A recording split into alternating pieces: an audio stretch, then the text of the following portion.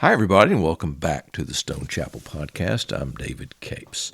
Some of you know that I published a book last year entitled Matthew Through Old Testament Eyes. It's a series that Kregel Academic is putting out there. A new book in that series has been published by Gary Burge entitled Galatians and Ephesians Through Old Testament Eyes. It's a great book. I recommend it. It's a type of commentary that doesn't address every text or every question you may have, but it approaches all those biblical quotations and allusions and echoes you find in Scripture and shows how these are being interpreted and integrated and understood in light of the fact that now the Messiah has come. So what about the law? What about these works of the law? What do we say to all those Gentiles who are coming into the church with all their pagan ways and backgrounds? And what does it mean that the people of Abraham were going to be a blessing to the nations? Those are just a few of the questions. There's more. The Stone Chapel Podcast is part of the Church Leaders Podcast Network. We are dedicated to providing resources for church leaders who find themselves swimming in deep cultural waters these days, and they need a hand. Let us be that hand. To learn more, go to ChurchLeaders.com/podcast network. So today, Gary Burge, professor at Wheaton for a long time, as I was there, part of my time, and now at Calvin College over in Grand Rapids area. Gary Burge talking about his book, Galatians and Ephesians Through Old Testament Eyes, here on the Stone Chapel Podcast.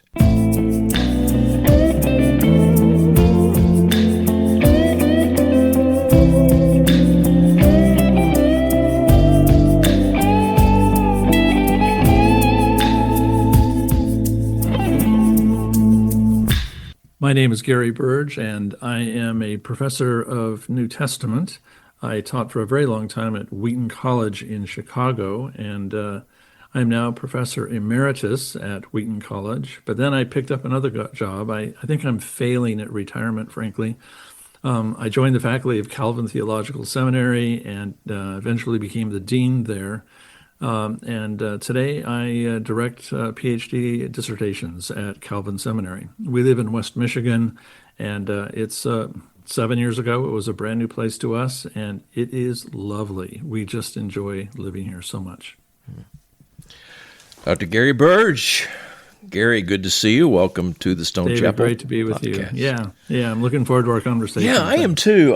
We have this in common. We both worked on this series together, and I've finished my book about a year ago, something like that was published. Yours just came out this year, but it was a really interesting project that you and I both worked on.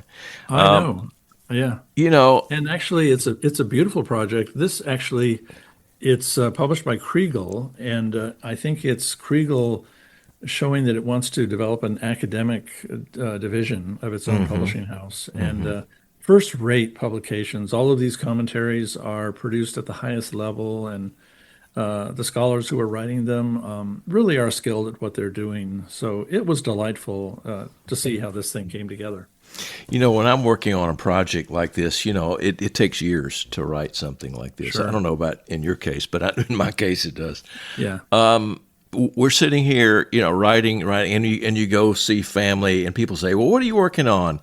I always kind of love to ask authors, when you were in that kind of setting, people say, well, what are you writing these days? What did you tell them when you were writing this book? Well, when I was working on this, I said, look, one of the things that we all assume, but we rarely articulate, is that Paul was Jewish. Well, that's a no-brainer. Paul lived, breathed Jewish theology, had a great theological educational formation, and it was with a rabbi in Jerusalem. So he was at the very top of his game when it came to thinking theologically as a Jew. And when he becomes a Christian and he meets Messiah Jesus, it upends his entire world, but it does not upend the way in which he thought. He still thinks like a Jew. His life, his consciousness is saturated with the Old Testament. Therefore, we have to step into his world a little bit and to begin thinking as he thinks in order to understand his letters. So I found that when people would ask me, I'd say, well, I'm working on Galatians and Ephesians, and I'm asking the question, how has the Old Testament and, in addition, Jewish writing from that period shaped Paul's thought? That's what I was working at. So it sets up like an ordinary commentary in so many ways, but we do have an eye on one thing. What were the scriptural ideas, the Old Testament ideas, the Jewish ideas that were pouring into Paul's thinking as he wrote out his primary thoughts here in Galatians and Ephesians? Yeah, I think that's a great way to frame the whole project. When I was asked that question, I would say something like, I'm asking the question, if we knew the Old Testament as well as Matthew and his readers, how would we read it differently today? And yeah, the historical question, but it's also about how can we sort of enter into that mindset that Paul himself had and his readers as well. Whenever we talk or explain things, we share a body of assumptions. Our context is filled with allusions and things. I was just talking to my 11-year-old grandson the other day about a movie I took him to see called How to Train Your Dragon. Oh, yeah. Yeah, it's a great movie. He wants the Lego set next. So that's part of it, yeah. I'm thinking to myself, well, okay, I bet most of our listeners will know something about that movie, How to Train Your Dragon. They'll know what a Lego set is. But in 1,000 years, those might be things that will be hard for people to identify. Unless they do research. They would discover what a Lego is. They would discover what a movie is, even maybe. So when you and I talk, we are always alluding to things out of our context. And so often, I think with Paul, we miss what he is saying because we really don't have a grasp of his context. This set of commentaries is designed to help us at least get that bit of leverage on them. Yeah, that's right. And the other thing about the commentary set is it's accessible. As David, we always write for an intended audience. We know who our reader is going to be, and these books are intended for pastors, teachers, laypersons who have studied the scriptures a good bit. So it's accessible. It is not filled with Greek that is required of you to read in Greek, though we will allude to that all the time. It becomes a wonderful tool that a lot of people can read. Yeah. So as you entered into these two books, Galatians and Ephesians are two very different books. Oh, my goodness, yes. As you entered into it, did you have certain things, certain expectations that you had that were upended? Matthew, Mark, Luke, and John, Acts and the letter to the Romans, 1st and 2nd Corinthians, Galatians and Ephesians. Yeah, I think so. Well, first, you're right. I mean, the two books, they're in canonical order, so therefore that's why I think the series set it up like this. Yeah. I'm thinking, well, Galatians and Romans would have worked well together, and maybe Ephesians and But Colossians. if it was Romans, you would still be working on that. I would still be working on it. Because there's like 90 different references to the Old Testament, Oh, my goodness, yeah. And my word count would be completely out of control. You really are switching gears when you're moving from Galatians to Ephesians. Galatians, you're at the raw front end of Paul's ministry. I believe it's his first letter that he writes. Some of the critical ideas that are just forming in his mind are coming now to bear in his ministry. He has seen a problem inside of the church, a misunderstanding of how grace operates. And so he is actually having to work this out in a crisis. He has just completed an extensive missionary trip. He's discovered that this kind of twisted teaching is inside of his churches, and so he's trying to address it.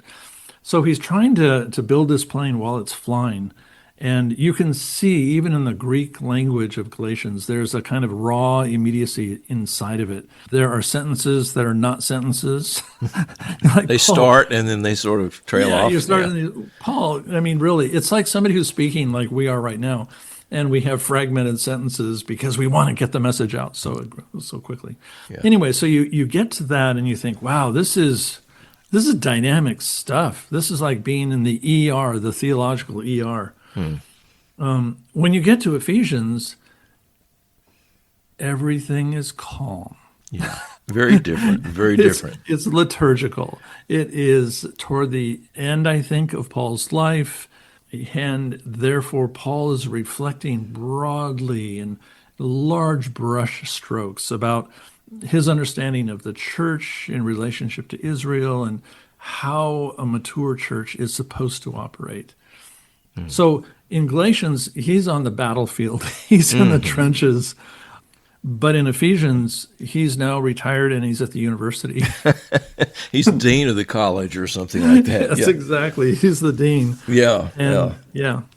I don't know that we can track this, but the idea that Paul would not have developed theologically over that decade, this tumultuous decade of the 50s, when he's traveling and planting churches and negotiating through all kinds of crazy things that are going on, as this movement is rubbing up really close with paganism and pagan ideas, that he himself would not have developed. That he's sort of static from the very beginning, and then at the very end, he's going to be the same way, and he'll have the same values. I know I've changed. I don't know about you, Gary, in the last 13, 14 years. We do change, and I think he did. And this is a part of the maturing of the apostle, I suppose. I think, David, one of the things that our folk in the church struggle with is the idea that there would be development in Paul and hence in his letters, because we see the scriptures as static and inspired, and they're frozen. We sort of lose touch with the humanity of the scriptures, I think. And this is a part of that humanity. So at the very beginning, when you see Galatians and you think, wow, is this the same man writing as we have in Ephesians? Yeah, it's the same man writing, but he's in a different place in his life and he's asking different questions. And the church he's working with in Galatians is a church that is just emerging out of Judaism. You might think of it that way. It is already having a lot of contact with the Hellenistic world, but still its platform is a Jewish platform, and they're already debating everything from circumcision to food laws. But as the church grew over the next 2-3 decades, it was increasingly embedded inside of the Hellenistic world, the Greek and Roman world. And as the church grew up inside of that world, it had different questions. So Paul is wise. He's a wise pastor, a wise theologian who says, I have to make sure I'm answering the questions being asked in my congregations. I don't want to be answering the questions that were asked 30 years ago. So therefore, in Ephesians and Colossians, I think he's doing that. And so it is partly that he has developed, but his ministry has developed. His ministry has changed. The church has developed. Exactly. So that's a part of the changes I think we find. Yeah. Well, I think it's on page 37. You talk about each of us is shaped by the stories and the concepts that we have. And so as you were talking earlier about Paul, his own shaping growing up, all of that. So the stories that we hear, talk a little bit about that, about these stories that shape us. And I'm wondering these days, what's shaping us? What kind of stories are shaping us? Non-scriptural stories, of course. Okay. Right, like my story, the stories that shape us as writers. Sure, yeah.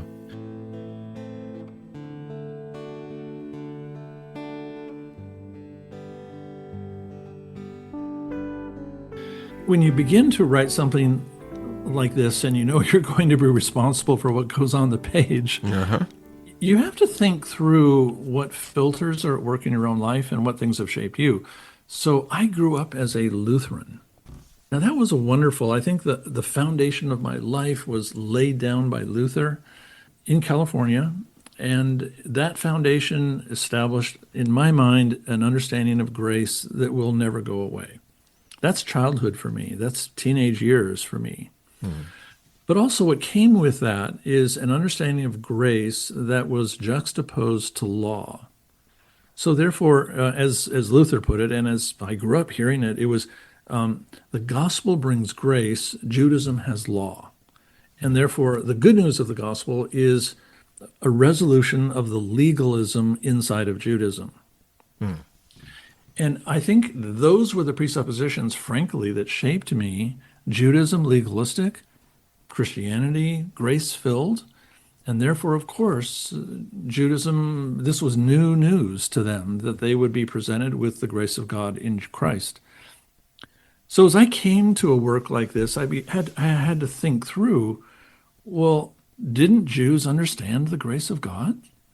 Were they legalistic like this? And David, as you know, there has been a sea change in how we understand Judaism today. Sure. Yeah, exactly. So that sea change really had to have its effect on me so that I could read Galatians not as a 20-year-old young Lutheran, but as a mature adult who understands more about Judaism today and understands what Paul is trying to say. Both Paul and his Jewish audiences understand the grace of God. And therefore, if grace isn't the grand solution to all things, then what is the question that Paul is putting before them? That's really where I was having to wrestle. And I think most of the study of Galatians today is actually addressing that very thing. Was Judaism actually taking its own legal framework and turning it into something else, as can happen in a Christian church that should know the grace of God, but then creates legalism around it? Right, exactly. Or was it really the fact that the Messiah has come and that has upended everything for Paul and for his Jewish world?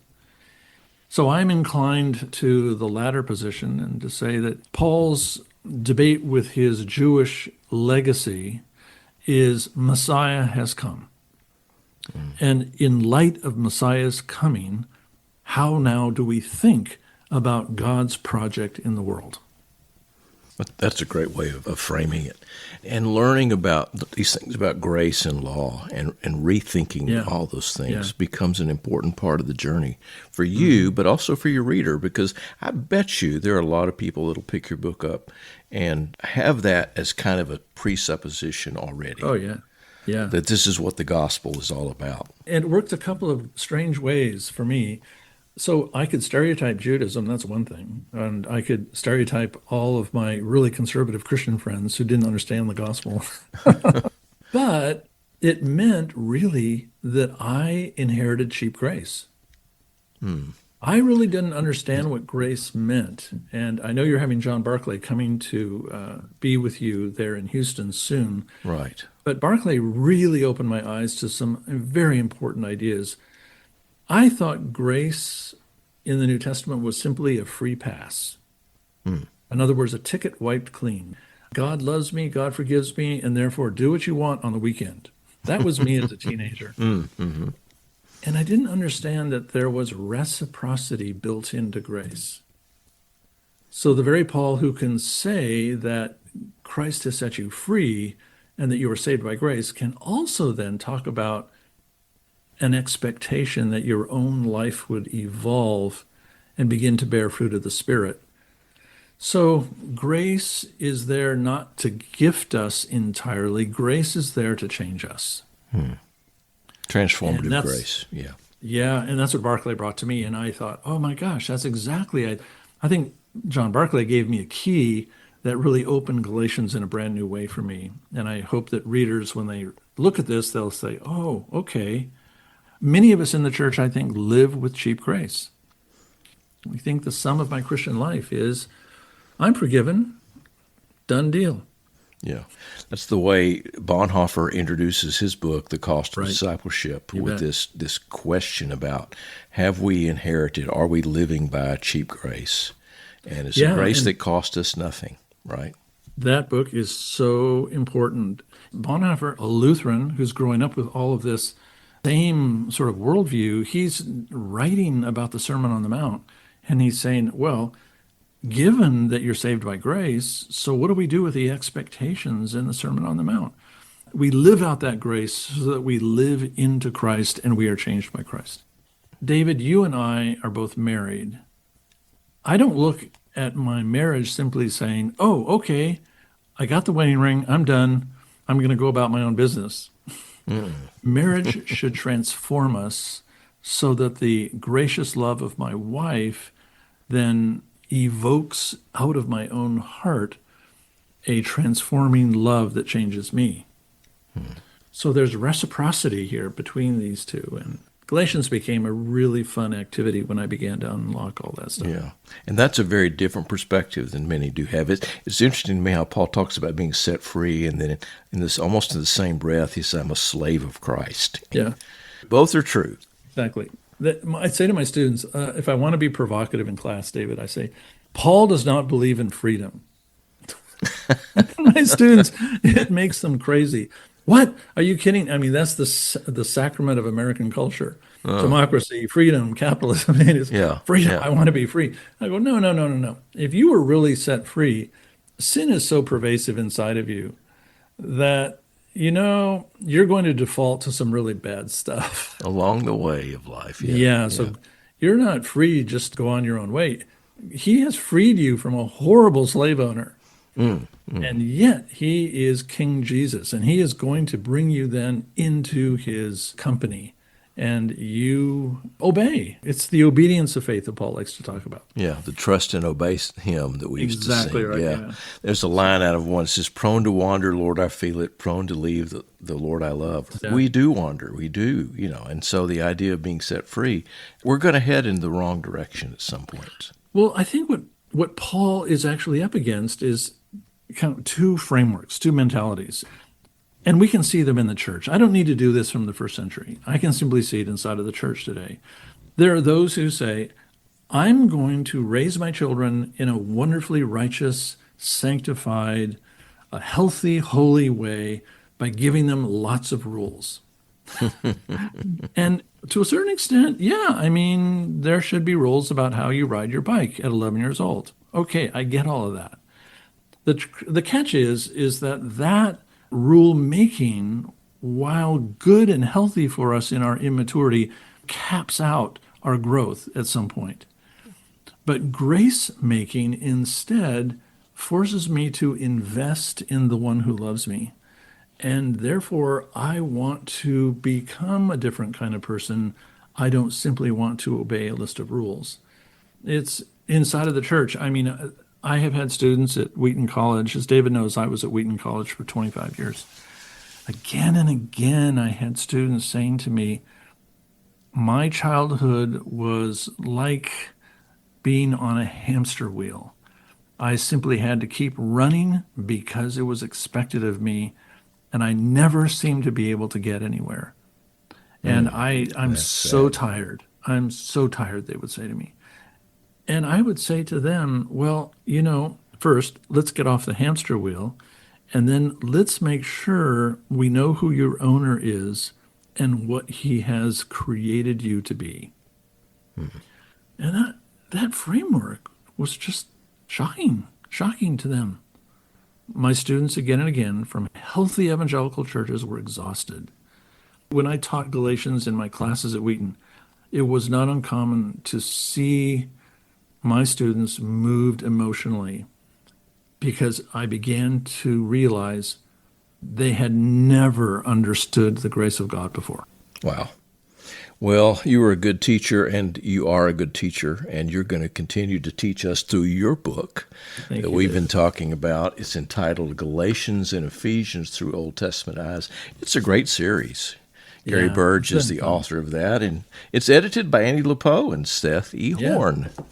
But I'd have you first go and read Matthew that David has written, because that'll really change your life, and then I'll just come up in second place. No. Let's arrive at the same time. How about that? That's the way I want it to be. Gary, we got to get you down here to our Lanier Theological Library sometime. Would love to come down. Yeah, we'd love to have you love be Houston. here. It's a great place. Thanks for being with us today here on the Stone Chapel. It was a delight. Thanks, David. It's great to have Gary with us here on the Stone Chapel podcast. Hope he's going to be back soon. Be sure to check out our sister podcast, Exegetically Speaking, if you want to nerd out on the Bible, especially the biblical languages. Thanks to our great staff, our audio editor, Kathy Capes, our photographer and social media director, Rebecca Fleming, and our producers there on the Church Leaders Podcast Network side of things, Jana Firestone and Jessica Mauser. Thanks to Phil Keggy for our music. We have a new website at the Lanier Theological Library and landing page for this podcast. Check it out. We're moving close to 300 episodes of the Stone Chapel podcast. We're going to throw a big party when we reach that goal. Come and join us. Until next time, I'm David Capes, the Lanier Theological Library and Learning Center. Thanks for listening.